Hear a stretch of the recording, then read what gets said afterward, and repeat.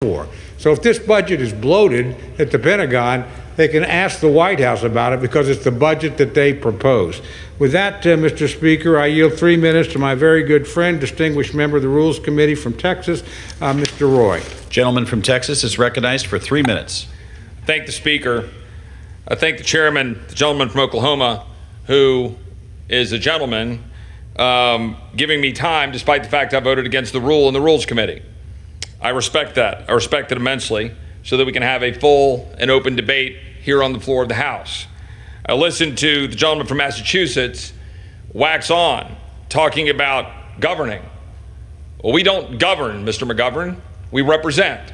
That's what we're supposed to do anyway, is represent the people of this country. Fed up with a government that is now 40% bigger since the beginning of COVID.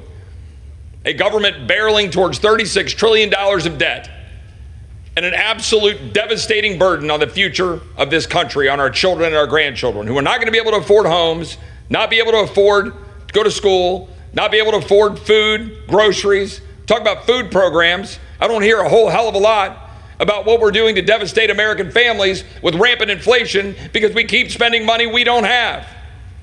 To my colleagues on this side of the aisle, my beef isn't that I don't understand the struggle with the negotiators against that kind of reasoning. My beef is that you cut a deal that shouldn't have been cut.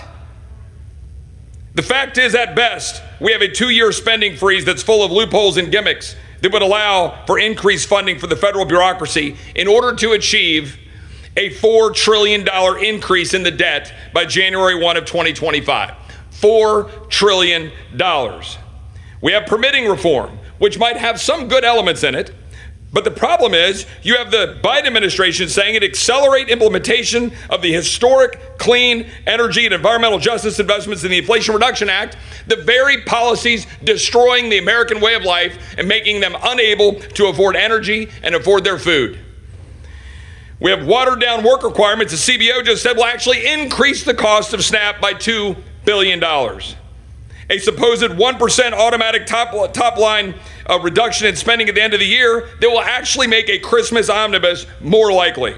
A 2% cut to Biden's $80 billion IRS expansion. 2% of that $80 billion expansion. Administrative pay-go, I'm told. We're not going to do the REINS Act. We're not going to constrain the regulatory state. We're going to do a waivable administrative pay-go. Great. We'll pass a bill next week. Yay us. It'll die in the Senate. Why aren't we using this leverage?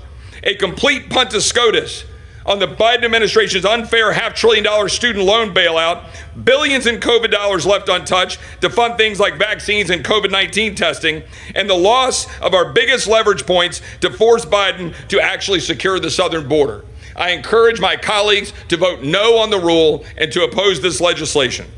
I yield back.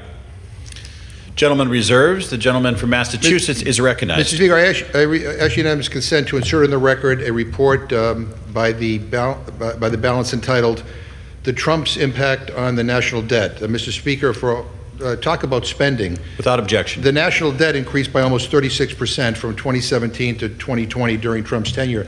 I wish the gentleman from Texas was on the floor screaming then, as he is now. And he has no problem with spending trillions of dollars on tax cuts for rich people and taxpayer subsidies for big oil companies. But when it comes to providing people the basics to be able to put food on the table, he has a problem. We just don't share the same values. With that, Mr. Speaker, I yield 2 minutes to the gentleman from California, Dr. Ruiz. The gentleman from California is recognized for 2 minutes. Let's be clear. This bill is not about fiscal responsibility. It is about extreme GOP pushing their extreme agenda. Extreme Republicans demanded to cut veterans' health care, to zero out the toxic exposure fund for sick, burn pits exposed veterans, to end protections for our environment and allow polluters to expose workers and communities to toxic chemicals for corporate profits, to cut Medicaid, cut child care, and cut education, and repeal efforts to make our air and water cleaner, especially in vulnerable communities. And if they didn't get their way, they held hostage the American economy and threatened to send America into default, raising costs for families, cutting 1 million jobs for workers, and devastating seniors' retirements. And so, today, under this Republican-manufactured extreme crisis, we will take up the bipartisan budget agreement to prevent a Republican catastrophic default. President Biden, in this bill, made sure veterans got the care that they need by funding the Toxic Exposure Fund for burn pits veterans.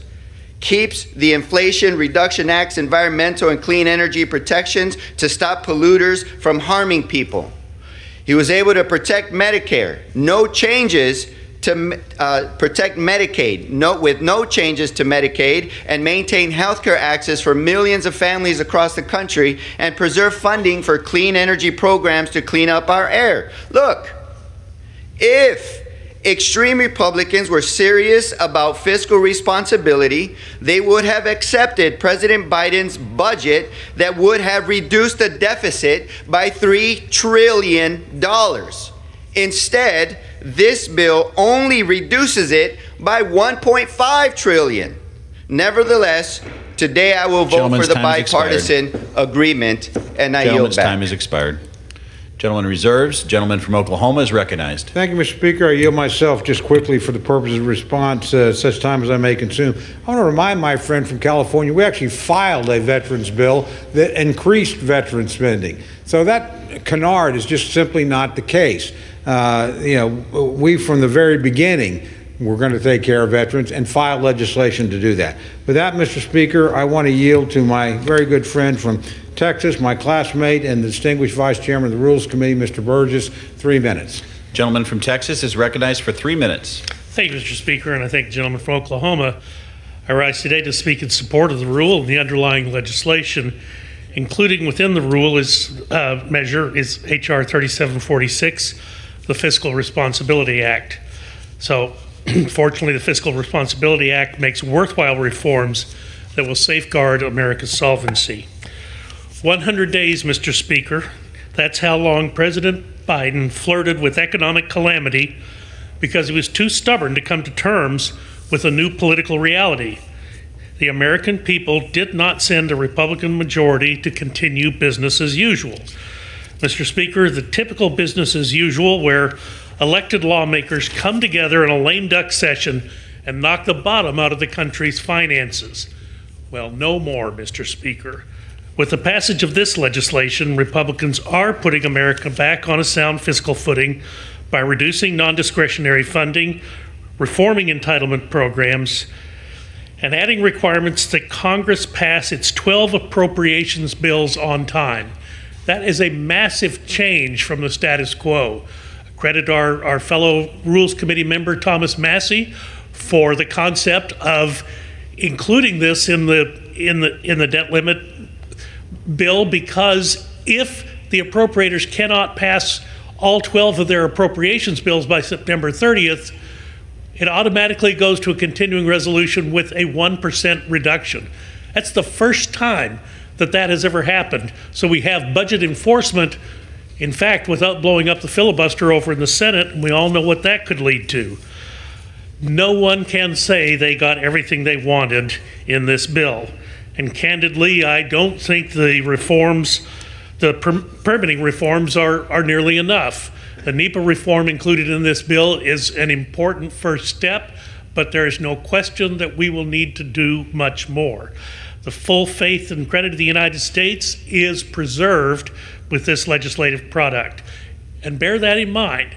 If the United States were to default on its debt, there actually is another country, the People's Republic of China, who would like to be the reserve currency of the world.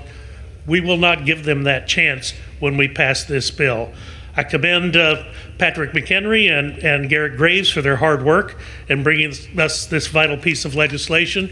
Commend the Speaker for bringing it to a vote on the floor today after 72 hours for members to read and understand the bill.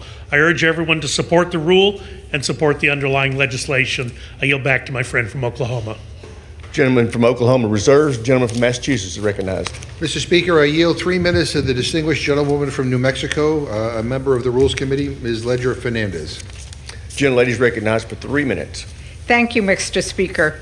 We are where we're at today, at the precipice of ruin, because extreme Republicans chose to hold Americans hostage by refusing to pay America's bills.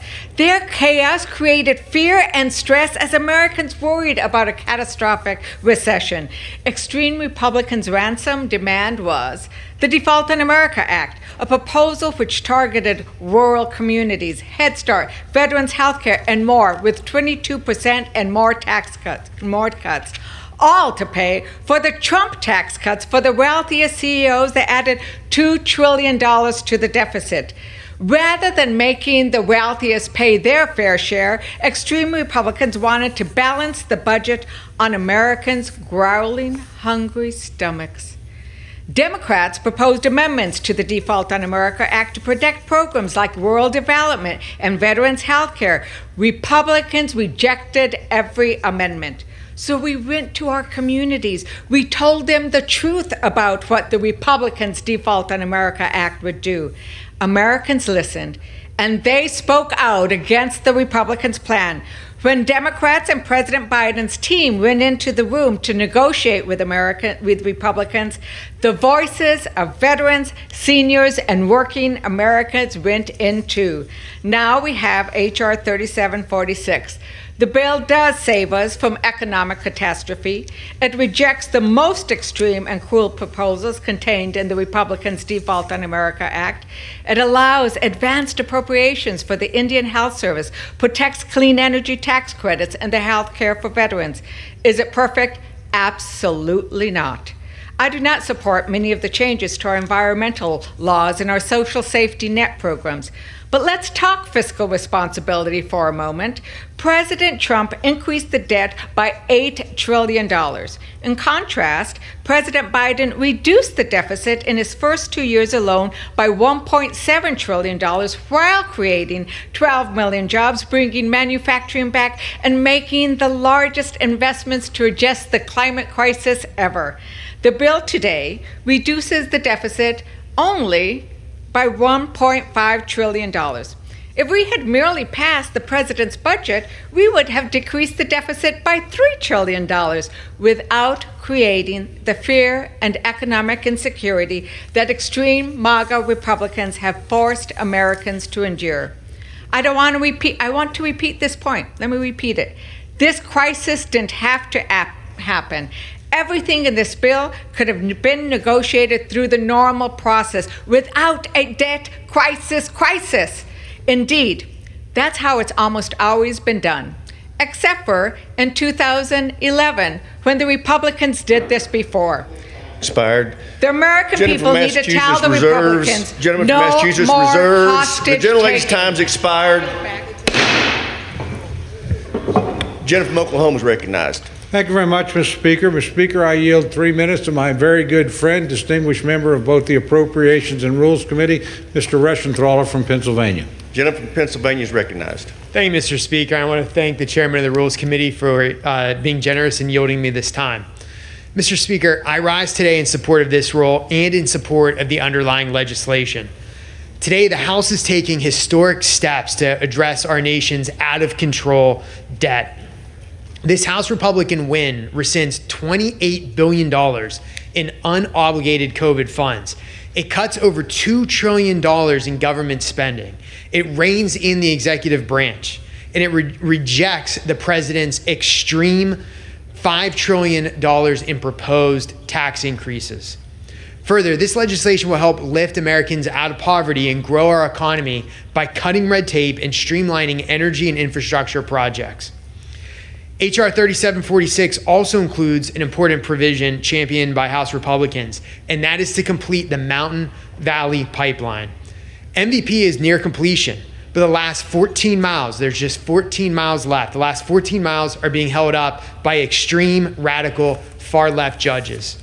When completed, this pipeline will help reduce costs for hardworking Americans in South Carolina, North Carolina, and Virginia. It will simultaneously help the economies of Pennsylvania, Ohio, and West Virginia, with thousands of construction jobs, millions of dollars in royalty payments just in Pennsylvania alone, $150 million a year in royalty payments just to Pennsylvania alone. And it will lead to direct investment in rural communities. Mr. Speaker, I support the rule in the underlying legislation. I urge my colleagues to do the same, and with that, I yield back. Gentleman from Oklahoma reserves. Gentleman from Massachusetts recognized. Mr. Speaker, I'm honored to yield 2 minutes to the very distinguished gentleman from Maryland, Mr. Hoyer.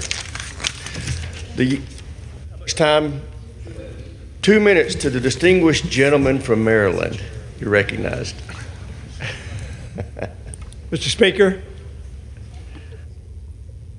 there's been a lot of argument about who's responsible, why we're here.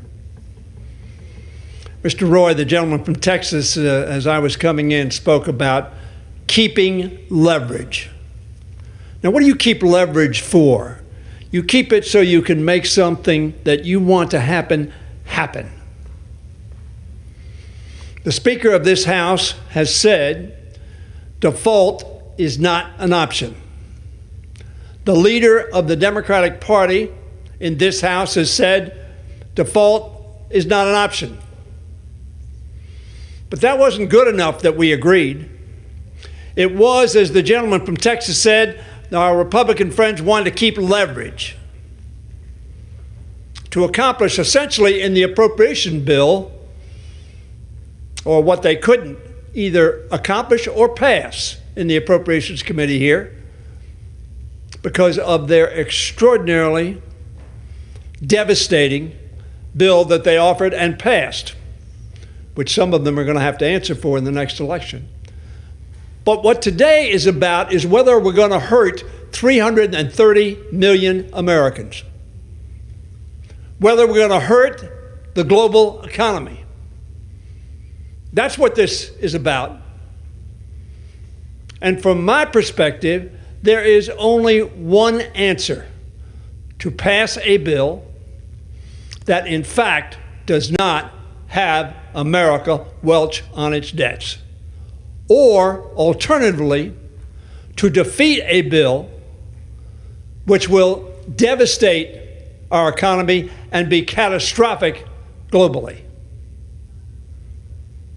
That's why we're here.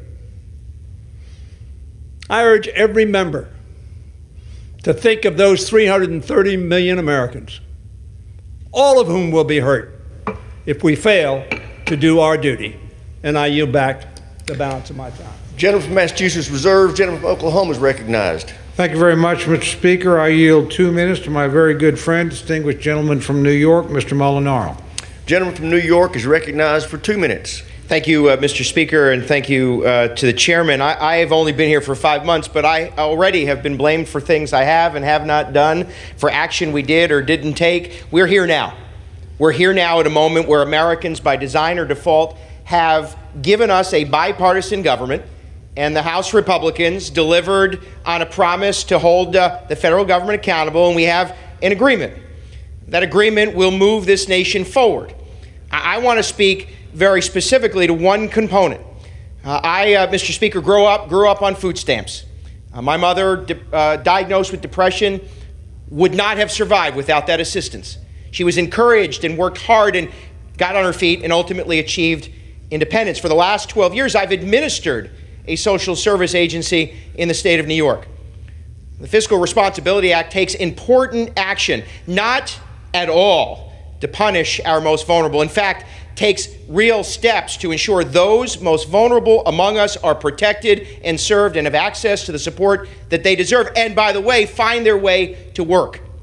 This bill holds states like New York and others accountable for waiving restrictions, expanding access, not to help the most vulnerable, but to bloat and to grow and to increase state government.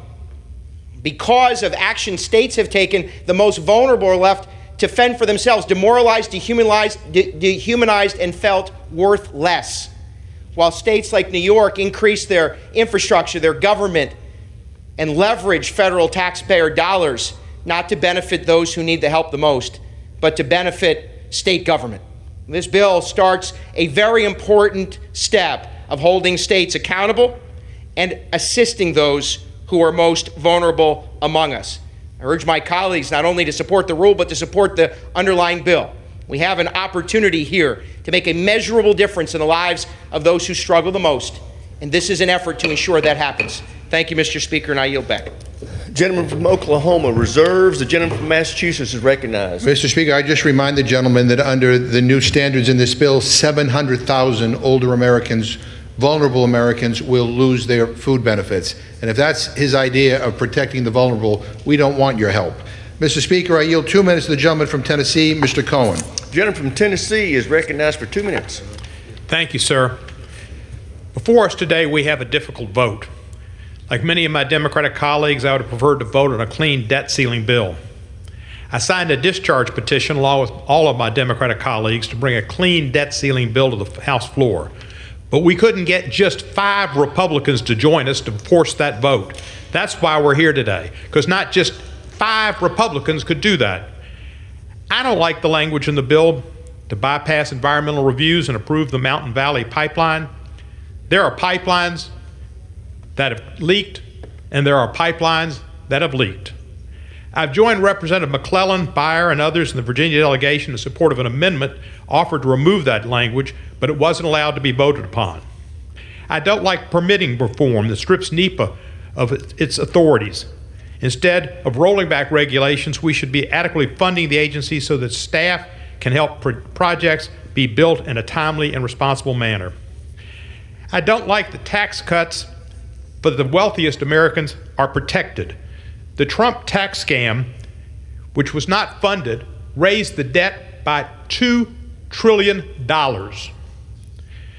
And not an effort was made to put more duty and responsibility on those individuals. I've sponsored a bill to make the billionaires pay their fair share. They should. Despite all these things that we don't like about this bill, including the addition of work requirements for SNAP recipients in their 50s, as members of Congress, we have tough decisions to make and ultimately do the best for our constituents and our country. In my district in particular, we have to protect the progress we've made in the last 2 years to providing a boost to Memphis, like health care and energy savings we've secured for seniors and throughout the district under the Inflation Reduction Act and the Infrastructure Investment and Jobs Act. These investments are funding improvements and smart development in my district now, but Republicans have tried to defund them. We need to protect Medicaid, Medicare, and Social Security, but the Republican majority was trying to take away those benefits from over 20 million Americans. I'd like to ask for 30 additional seconds. I yield the gentleman an additional 30 seconds. Thank you, sir. Recognized. We protected Social Security, Medicaid, and Medicare in these bills. We needed a clean debt ceiling. We didn't get it. The fact is, the Republicans brought us to the brink because they wanted to extract a clean debt ceiling. We didn't get it. The fact is, the Republicans brought us to the brink because they wanted to extract relief. And yet, when Biden's here, no. This is extortion, but we have to deal with it. It's for the benefit of our country and the world's economy, and I will vote yes. Yield back the balance of my time. Chair now, gentleman from Massachusetts reserves. Gentleman from Oklahoma is recognized. Mr. Speaker, I reserve. Gentleman from Oklahoma reserves. Gentleman from Massachusetts is recognized. Mr. Speaker, I yield 2 minutes to the gentlewoman from Texas, Ms. Jackson Lee.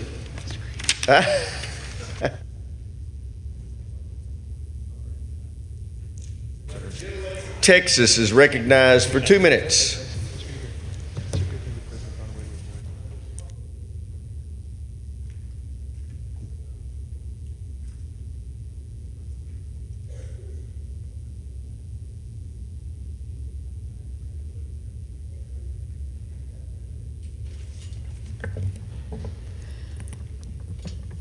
I'm going to say my good friend, Mr. Cole, because he is my good friend, Mr. Cole, had the facts very much incorrect. The President of the United States was protecting the American people, protecting their future, and being, in essence, the great protector. While my friends on the other side of the aisle were passing legislation that was taking away H.R. 1, 30 million medical appointments for veterans, and throwing millions of Americans off of Medicaid. That is why the president was trying to get a clean debt ceiling, so we could come back as a House, Democrats working to get a fair budget bill. That did not happen, as he waited over and over again to see whether or not the Republicans would do what was done in the last administration and raise the debt ceiling, not for debt but to pay America's bills. This picture depicts, with the Speaker Emeritus and Good Hope Baptist Church, children in daycare. And under the leadership of my friends, without the work that we're doing now to pay our bills and to, in actuality, ensure that non-discretionary funding, which takes care of Head Starts and child care, would have been literally thrown out, and families would be standing in line looking for an empty chair for their child to go in so they could go to work. That's what Democrats did. And today we stand on this floor to say that we will not allow the cruelty of default. We'll not allow hostage taking. We will stand for the American people. And we will ensure that the expansion of veterans and homeless persons and children in foster care that are now able to get SNAP, that is because we continue to fight even though we could not get the Republicans to come to the table for 4 or 5 months. I offered amendments to provide an increase or provision for those students who are still in their families' homes. Gentlelady's time's expired. We care about America. Gentlelady's no longer recognized. Gentleman from Massachusetts reserves. Gentleman from Oklahoma is recognized. Gentlelady's no longer recognized. Gentleman from Massachusetts reserves. Gentleman from Oklahoma is recognized. Thank you, Mr. Speaker. I continue to reserve.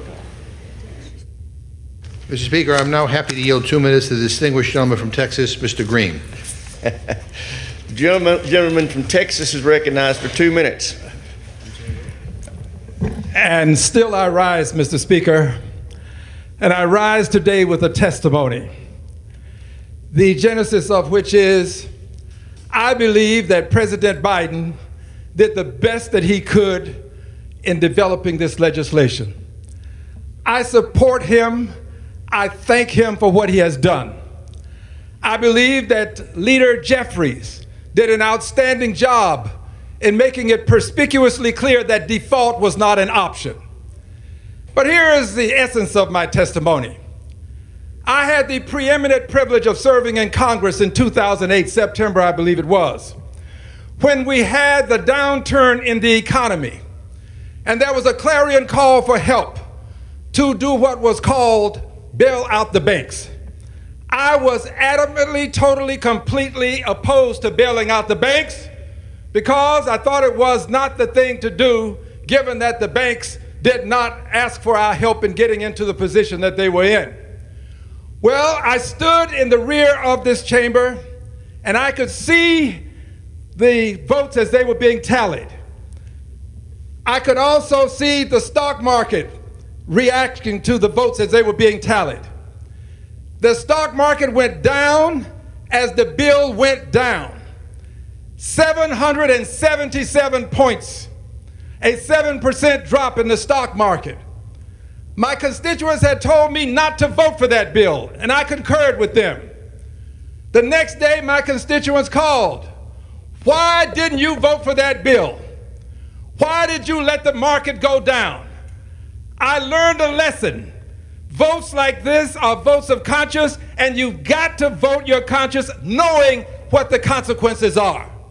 I will vote for this bill because I understand the consequences of the market tanking.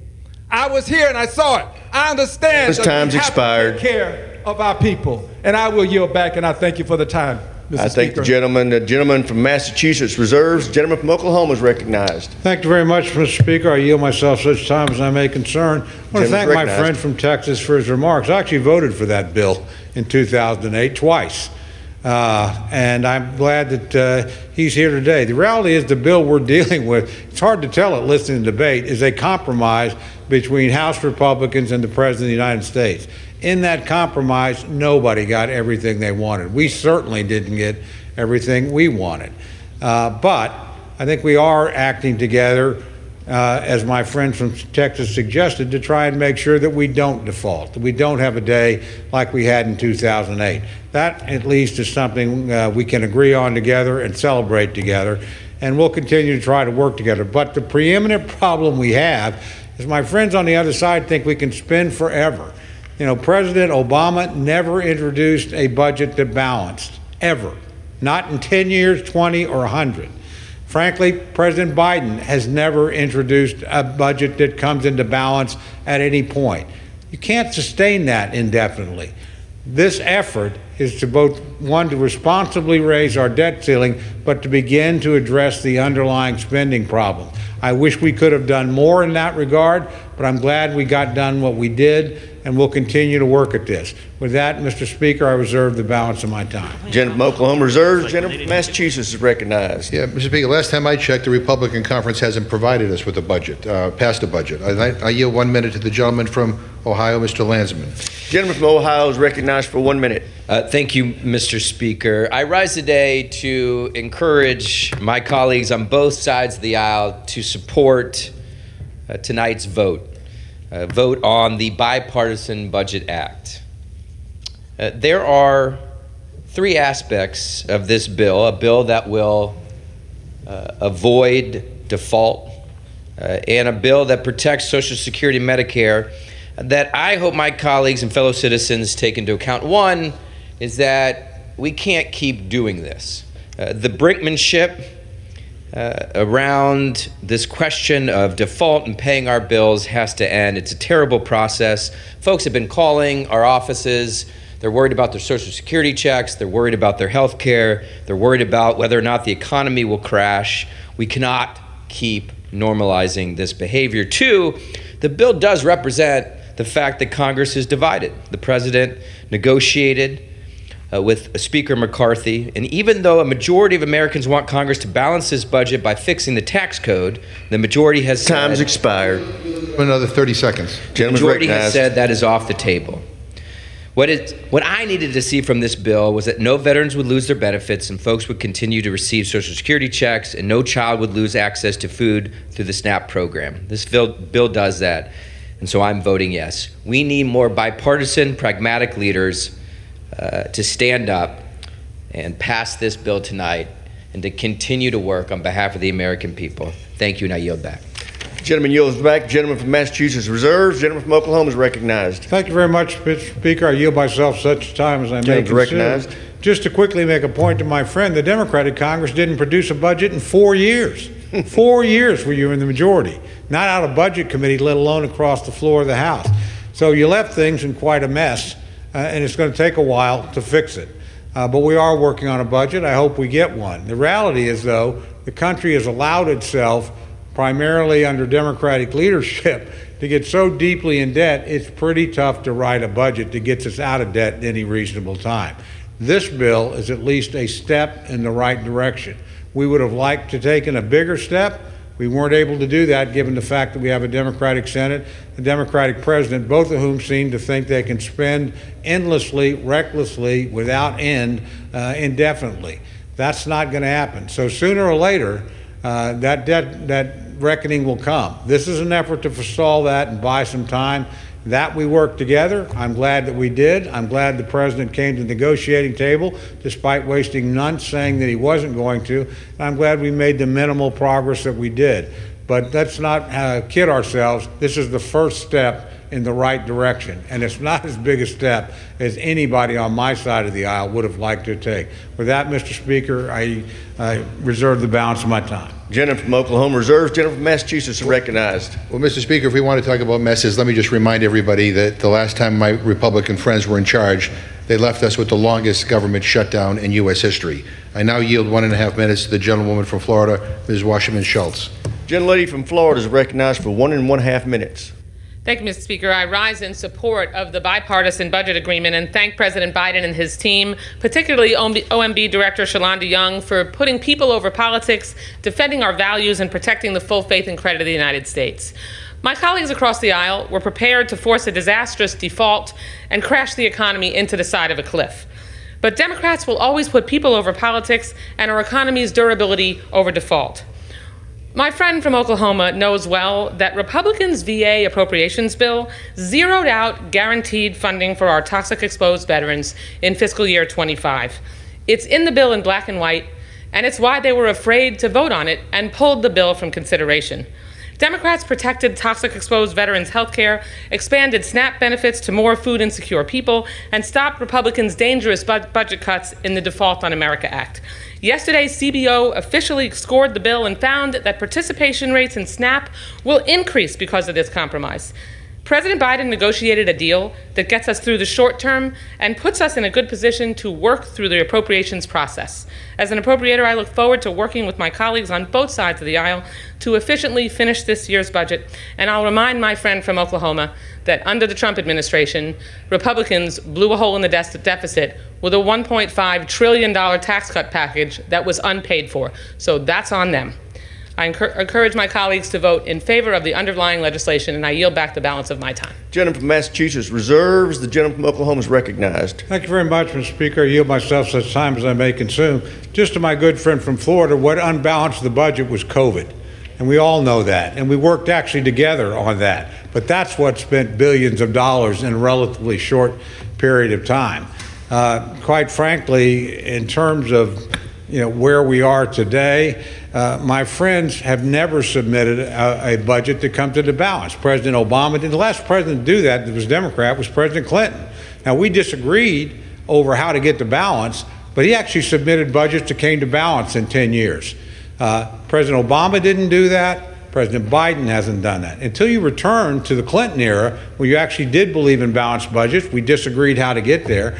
I think we're going to have a hard time getting on top of our fiscal problem. But this bill, where we do agree, we don't like every part of it. We would have liked to have done more. My friends would have liked to have spent more. But the reality is it does move us in the right direction. So I'm happy for the bipartisanship, but I do note it took us a long time. And I also note from my Democratic friends, remember, so far to this point, the only people who have voted to raise the debt ceiling are on this side of the aisle. My friends have not yet provided a single vote to raise the debt ceiling. Their body they control in the United States Senate has not presented a bill, let alone moved one across the floor. We did. My friends didn't like that bill.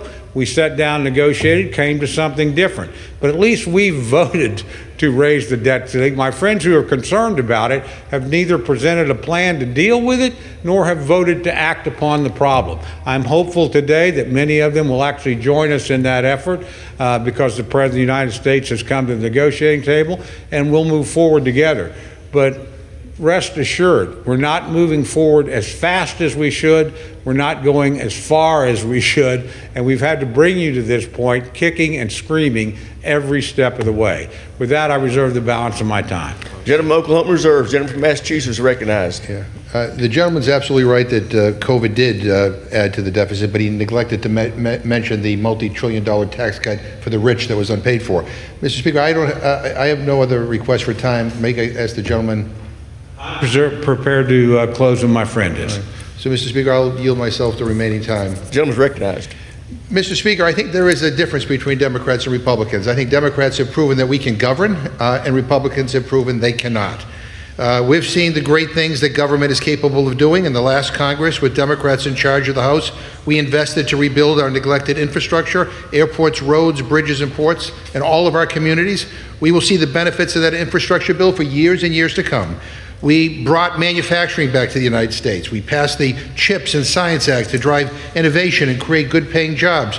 We made the largest investment in climate, protecting our water and our air. We strengthened our supply chains and set up new programs to support minority businesses. We lifted a record number of kids out of poverty in this country. We ensured that our veterans get the health care that they earned, and so it's possible for us to deliver for the American people, though I haven't seen much of it this year. Instead, Republicans spent a week in January trying to elect a speaker. Republicans spent the last 5 months trying to destroy everything that we built over the last 2 years. They have only enacted 3 laws in 5 months, and those laws don't do much. The bill we are debating today may become their 4th law. It would be their biggest legislative accomplishment of the year. Think about that. The biggest accomplishment will be ending a crisis that they created. We've wasted time going back and forth on how to pay our bills. The fact that we've had to bend and contort ourselves to get this done to prevent our economy from falling off a cliff because Republicans wanted to play games is unconscionable, and it doesn't bode well for the future. Finally, let me just say to my colleagues, I plead with my colleagues on the Republican side to stop this assault against the poor. Every concession in this bill, every demand that Republicans made in this bill hurts somebody and hurts the most vulnerable in our country. Going after SNAP for older people, a measly $6 a day benefit. Shame on you for doing that. We're here to help people. We're here to uplift people. We're not here to demean people. We're not here to try to punish people. And quite frankly, the narrative that the Republicans have been utilizing in this whole debate doesn't reflect the reality. Talk to the people in your district who are struggling. Let them tell you how difficult it is to make ends meet and how maddening it is to not know whether you could put food on the table. We can do so much better. But you have to stop this assault against the poor, against the vulnerable in this country. We need to do better, and I urge all my colleagues, as we move forward in the coming months, to keep that in mind. We are here to bring everybody forward, not just a selective few. We're here to represent everybody, not just the rich and powerful and well-connected and people who give to our campaigns. And again, the contrast here, where we have members of Congress who accepted government-subsidized loan forgiveness for PPP, and they're the ones who are out here demanding that we nickel and dime programs like SNAP and TANF. It is disgusting, quite frankly, that we're even having this debate. We should be able to do so much better. Mr. Speaker, with that, I yield back my time. Gentleman from Massachusetts yields. The gentleman from Oklahoma is recognized. Thank you, Mr. Speaker. I yield myself the balance of my time. Gentleman's recognized. My friend ticked through the impressive list of accomplishments of the last Congress. He forgot to mention Democrats also added $10 trillion. $10 trillion to the projected debt the United States will have to deal with over the next 10 years. Now, what $10 trillion is a lot of money, but worse than the money was the inflation that they unleashed by their reckless spending. You care about Americans, then you don't push the price up of gasoline, of home heating, of interest rates on their any purchase they make, what they pay at the grocery stores. My friends managed to unleash the worst bout of inflation in 40 years. I look around this chamber, I'm probably the only guy on the floor, Mr. Speaker, that can actually remember that. This was an unprecedented disaster that they unleashed on the country. Everything in the bill that we fought for, the things that are there and the things that aren't there, were to lower the excess spending and to try and tame inflation. My friends act as if it doesn't exist. Well, I guarantee you, just go to the grocery store. Ask any American who hasn't gotten a 15 or 20% raise what their life has been like in the last 2 years. So, Mr. Speaker, in closing, I urge all my colleagues to support this resolution. With today's bill, we're putting forward common sense reforms that will save taxpayers money while also preventing an economic crisis. And the reforms included in this bill are historic. The first year-over-year cut in spending in a debt ceiling bill, the largest rescission of appropriated but unspent funds in history, the first real reforms to requirements for SNAP and TANF, which will help lift people out of poverty, and real reforms to the permitting process, which will streamline major infrastructure and energy projects and cut the red tape that are holding them back. Those are reforms, by the way, that my friends did not support. Now, those were things that were put in the bill by Republicans and negotiated for. Sadly, they weren't willing to work with us on those, and it was only the threat of the debt ceiling that actually brought them to the table. It's a responsible thing to do to pass this legislation, and in the end, the American people will be better off for it. I do want to be clear on something, Mr. Speaker. This is not the end of House Republicans' fight for necessary fiscal reforms. We have more than $31 trillion in debt. Programs like Medicare and Social Security, which are the bedrock of our safety net, are growing in an unsustainable manner. And for too long, this Congress has seen fit to just allow mandatory programs to eat up more and more of our budget. Indeed, the President himself refused to talk about those programs. Mandatory programs are now more than 2/3 of what we spend in any given year. Without real reforms to these programs, we'll have no chance to right the fiscal imbalance the country finds itself in. Republicans are committed to preserving America's status as the greatest nation in the world. And to do that, we must get serious about the national debt. But at the end of the day, the journey of 1,000 miles begins with a single step. This bill, Mr. Speaker, is that first step. Mr. Speaker, I yield back the balance of my time and move the previous question on the resolution. Gentleman yields back. Without objection, the previous question is ordered. The question is on the adoption of the resolution. All those in favor say aye. Those opposed say no. The ayes have it. Gentleman from Massachusetts. As for the yeas and nays. Yeas and nays have been requested. Those in favor of the yeas and nays will rise. A sufficient number having arisen, the yeas and nays are orders. Member will record their votes by electronic device. Pursuant to Clause 9 of Rule 20, this 15-minute vote on adoption of the resolution will be followed by 5-minute votes on the resolution, on the motion to suspend the rules and agree to the House Resolution 382. This is a 15-minute vote.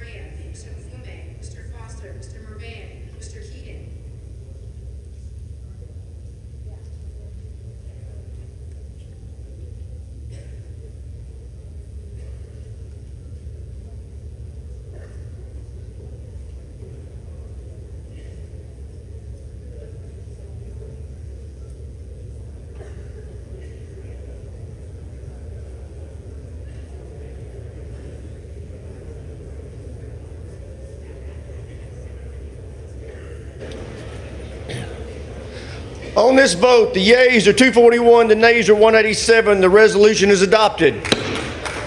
Without objection, the motion reconsider is laid upon the table. Pursuant to Clause 8 of Rule 20, the unfinished business is the vote on the motion from the gentleman from California, Mr. Isis, to suspend the rules and agree to HRS 382, as amended, on which the yeas and nays are ordered. The clerk will report the title.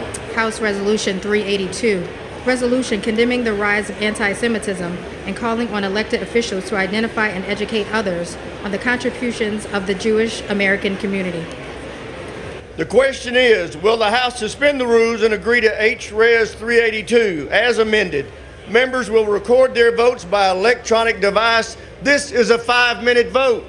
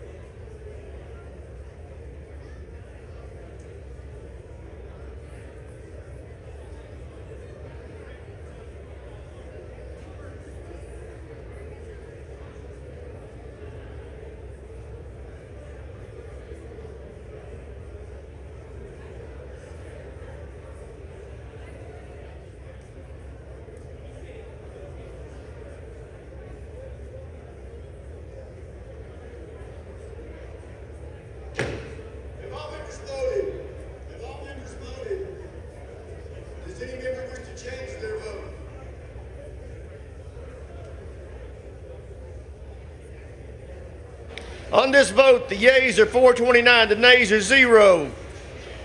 With 429 recorded as present, with 0 recorded as present, 2/3 being in the affirmative, the rules are suspended and the resolution is agreed to.